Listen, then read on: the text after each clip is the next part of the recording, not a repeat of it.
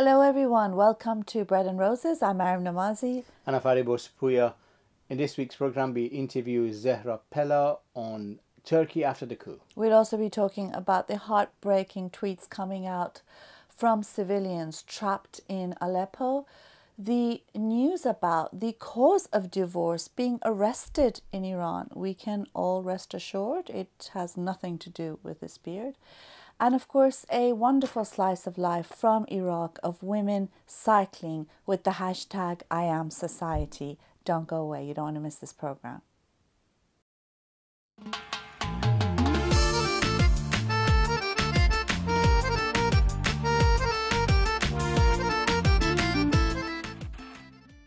The world has been following with abated breath the tweets coming out and messages coming out of Aleppo from civilians who are trapped there, on the one hand by Islamist gangs backed by various governments, including the US government, and on the other hand, facing the bombings and attacks of the Syrian government that's supported by the Iranian regime. And the messages are really heart-wrenching. And you could see in the last moment, you'll see that again, the weight of trapped humanity and civilians in Aleppo is just heartbreaking.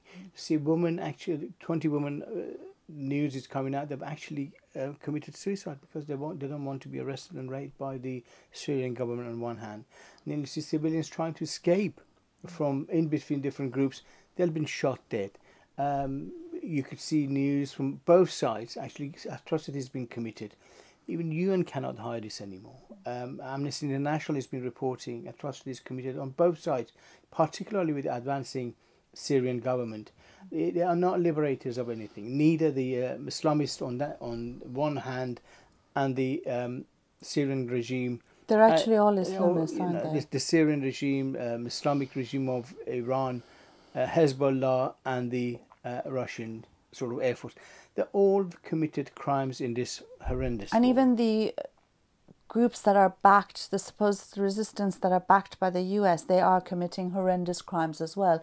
And what we're seeing is this sort of really dark, bleak image of what's happening to many countries now. We're seeing where they're becoming swamps, really, of war, and it's an unending war. It seems like there's no end in sight, and there is just atrocity after atrocity. I mean, you keep thinking it can't get worse, and it keeps getting worse. Yeah, absolutely. And I think Syria is not an isolated incident. This is a plan and designed for anybody who wants to make change in society. Remember, people of Syria, they stood up and they wanted their rights. They wanted freedom, and look what they've done to it from all sides. On one hand, you've had barrel bombs poured on civilians from day one.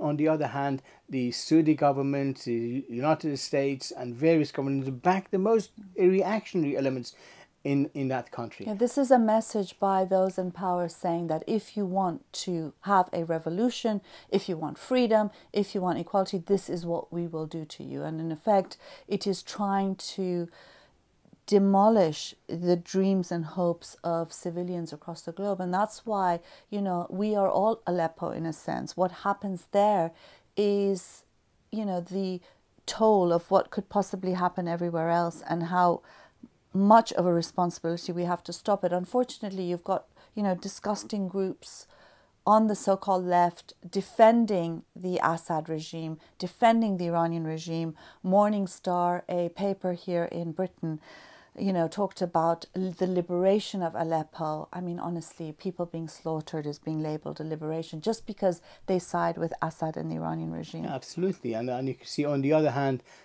the so-called resistance, armed resistance from Al-Qaeda and Nusra, the ones who actually been backed by the Saudi Arabia, the worse than the Assad regime. So in reality, you'll see that the civilians been trapped in between the two groups, supporting one side against the other. It's wrong in this situation. Civilians must be defended. Then and any investigation needs to be take place. What's happened to what the Syrian government has done in Syria? On the other hand, how the United States, Saudi Arabia, and other groups backed and Turkey poured arms into the country to destroy any semblance of human resistance, and that needs to be looked at as well. I think we should end with this letter that a doctor from the International Red Cross has written, and in it he says, it's not about which side you're on, who's right, who's wrong. The point is that people are dying. They are dying. People are being made orphans every minute, and there has to be an end to this war. There has to be, just from a human perspective, just from humanity's perspective. And I think that's really all of our responsibilities, is to try and put so much pressure that it stops. It needs to stop.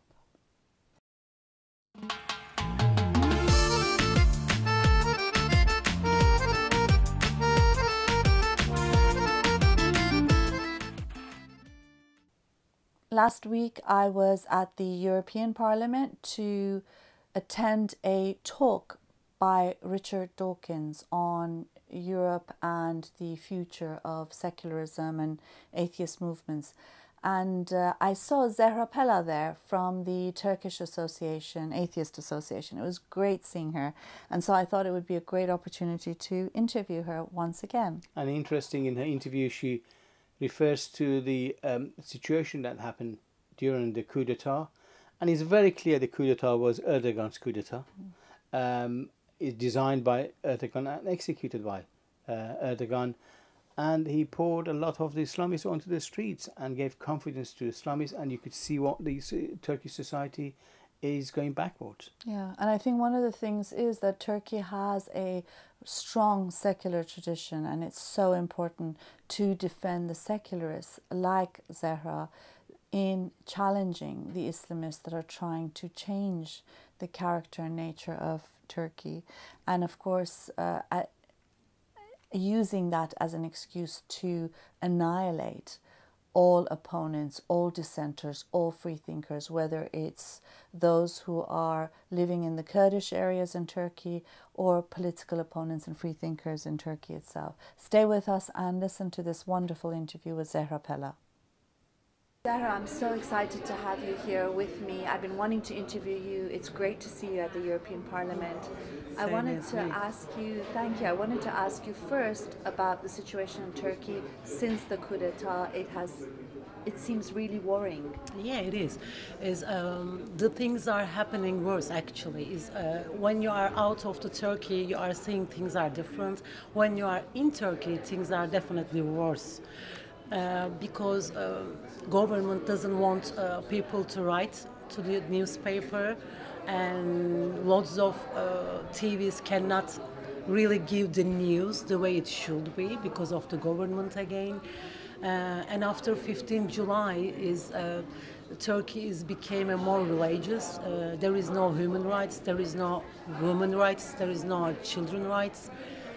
Some foundation has found, which was close to government, the foundation has raped 2 kids, and it was boys, and people said it was just one time. It was a good foundation normally, and it's just normal, and they didn't do anything for that. I mean, the thing is that already we were so concerned about the Islamization of Turkey and Erdogan's Islamist plan. The coup d'etat seems to have given him the chance to now expedite that. It's really going fast. Things are moving fast. Yeah, definitely. What we are talking in Turkey is like what would happen if what was happening in the 15th July was just happened, because it couldn't happen. They didn't do that. But the thing is happening, like if it would be happen or if it was not happen, it's the same final. And when it was the 15th July, people scared to go out, actually. When you have been seeing the people who has been going around to and saying it's like trying to save the country or something, like it was not really like this, because Erdogan said from the TV, he said from the camera, he opened the camera and he has been talking with the news, and he said all citizens has to go out and protect the country. Well, as a president or prime minister or whatever you are, you shouldn't say to your citizens, you have soldiers, you have policies. It is their business to do that. So when he said to citizens to go out and protect your country, they all gone and they were all saying was Allahu Akbar, Allahu Akbar. But it was not about Allah or God or religion. It was about the country. Why it became like a religion? Why subject was a religion? And government said to mosques, they have to read Salah every time, and it was 24 hours. Days and days and days they were reading Salah. You know what Salah means? It's the calling to jihad. So secular people, like people, scared to go out because people has been going out with the gun, and they were saying we are out for to hunt like dogs. And they said this, our government has give us as a duty, so we have to do this for our country. And they were big knives, and they cut lots of people's heads, and lots of people has died. So who is guilty for that? You know, you shouldn't say to your citizens, go out. So, and they couldn't even find one person that who did these murder things. They couldn't even find one. Why? And how? Because they are protecting them. So when they gave this courage to other people, they feel like they are the government. They are like a police. If you will say anything, they are feeling I can say anything, I can do anything, and government will protect me.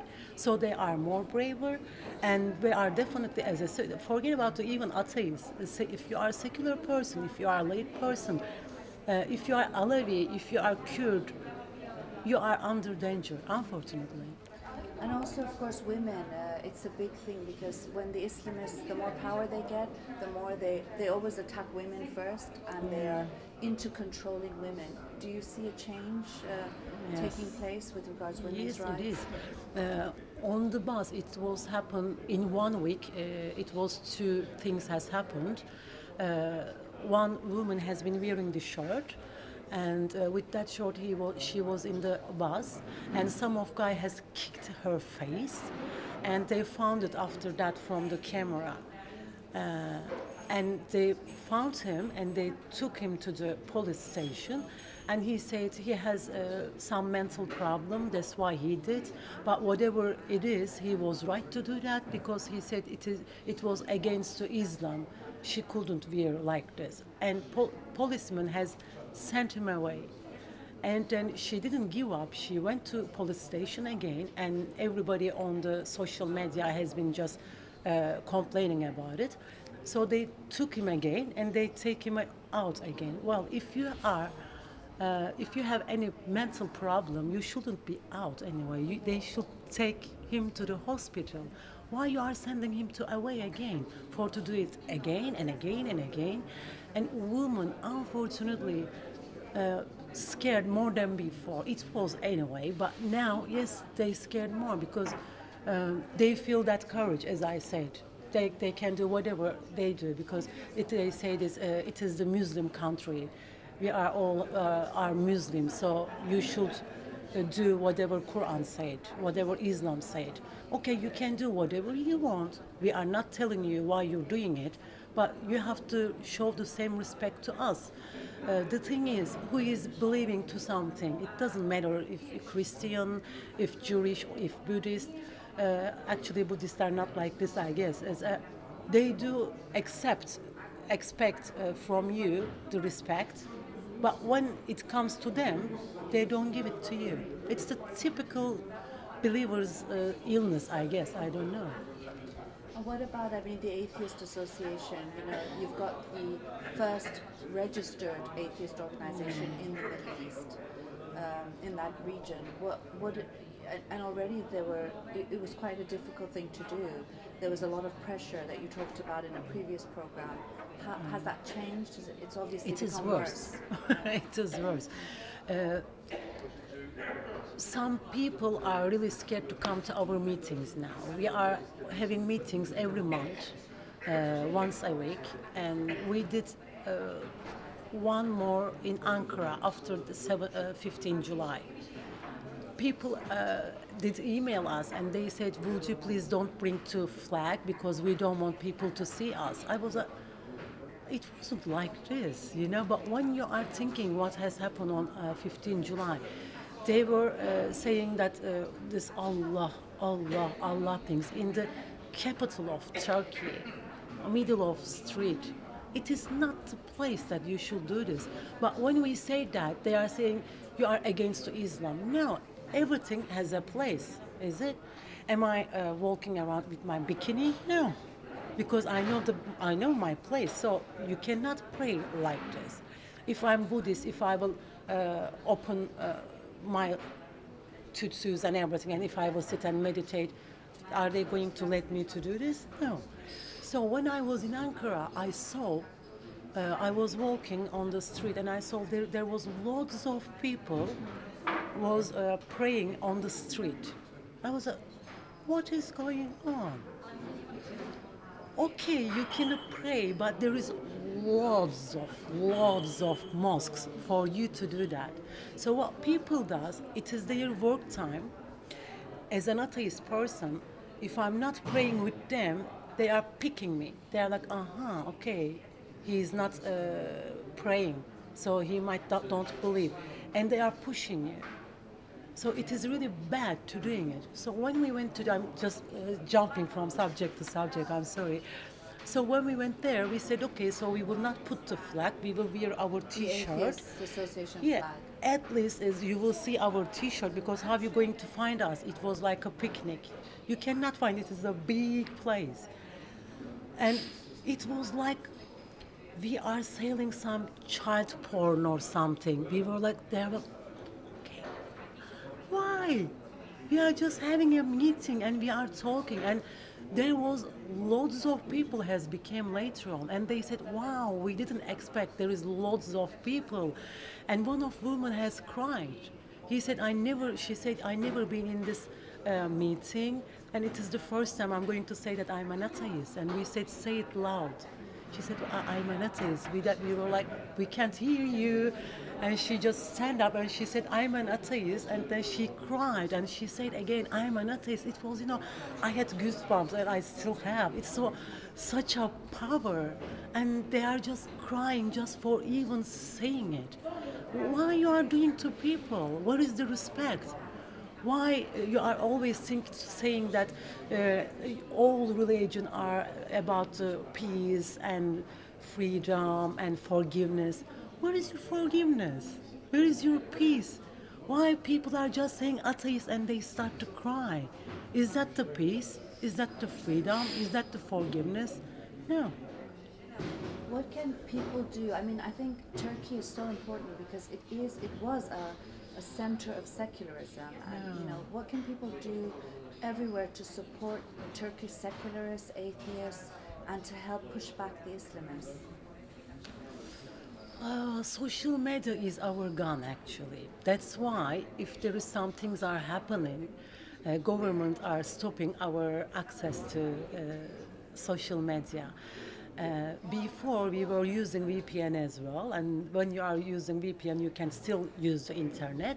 But government, there was again, it was something. It was again the child rape abuse things, and they did email to VPNs. And they said they shouldn't give the access to Turkey. And explain VPN to people. Okay, VPN is if you have no access to go into the social media, or if you cannot use the internet, there is a VPN. There is some companies, you are choosing them, and from there, if you are in Turkey, you are like Italy or Spain or somewhere, so you can use from that connection. But after government said, okay, you're not going to give a VPN address anymore, we couldn't hear each other. So social media is our gun, and government does know that. And usually, some of other countries are doing the same things because they didn't want our voice to go out of the Turkey. But we are reaching. See, we are sitting here in Brussels together. Yeah, they cannot stop us, Maryam. They cannot. If we want to say something, we definitely will say. And as much as they do give us a pressure, we are getting more stronger because we are getting more wild and more tough and more powerful. It is the way it is. They cannot push us. They just can't stop us talking. Brilliant. Thank you so much. You're welcome. Thank you.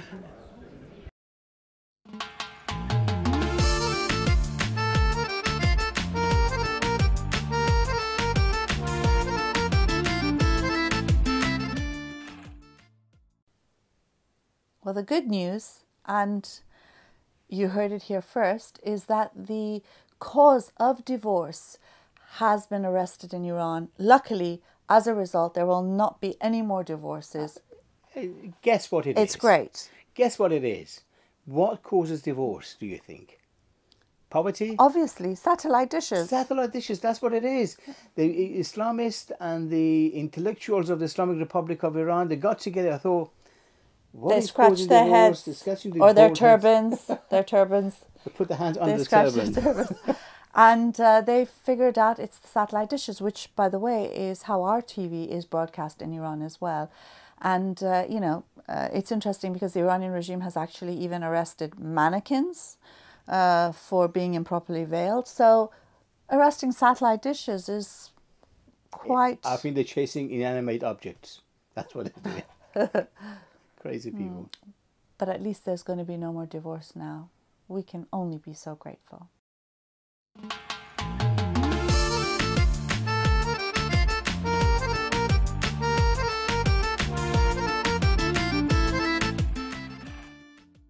The slice of life this week is from Baghdad, Iraq, and it's about women cycling in central Baghdad.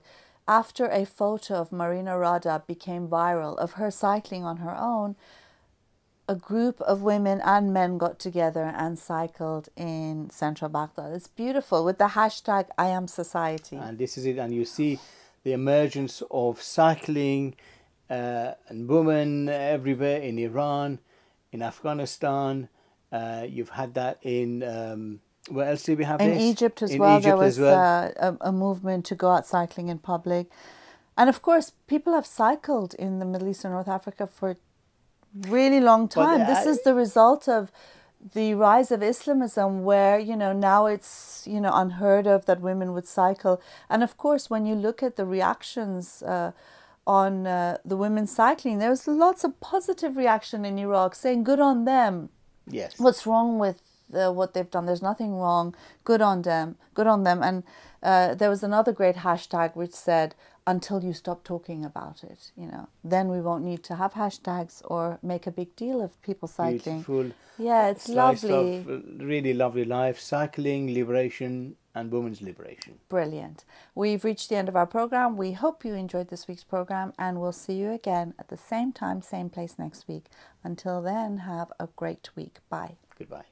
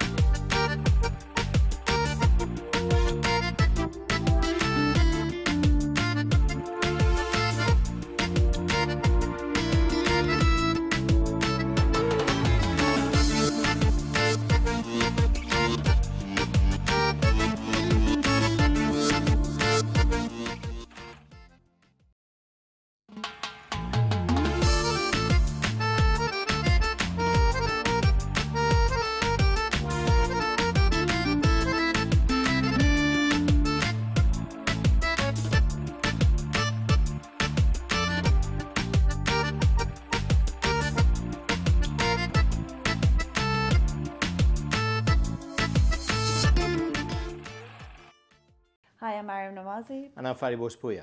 We're hosting a program called Bread and Roses. It's a weekly program that's broadcast in Persian and English in the Middle East and North Africa, primarily Iran as well. And it's also shown on YouTube internationally. And we've been doing this since last May. We're coming up to our year's anniversary, and we've had quite a lot of fun making these videos. We discuss taboo-breaking, free-thinking ideas. The Islamic regime of Iran has called us immoral and corrupt. And that's why you need to support us. We are the alternative voice in Middle East and North Africa. Of corruption and immorality. So do support us. Here's a short video from Patreon that explains how you can help us with even just $1 a week. That's nothing. Support us. Patreon lets fans become patrons of their favorite artists and content creators. It's different than Kickstarter because it's not about one big project that requires lots of funding. It's more for bloggers or YouTubers or webcomics, anyone who creates on a regular basis. Here's how it works. When you become a patron, you're agreeing to give an artist a tip of an amount you set every time they release a piece of content, whether it's a new song, a video, or a recipe. You can set a monthly maximum to make sure that you're always within your budget.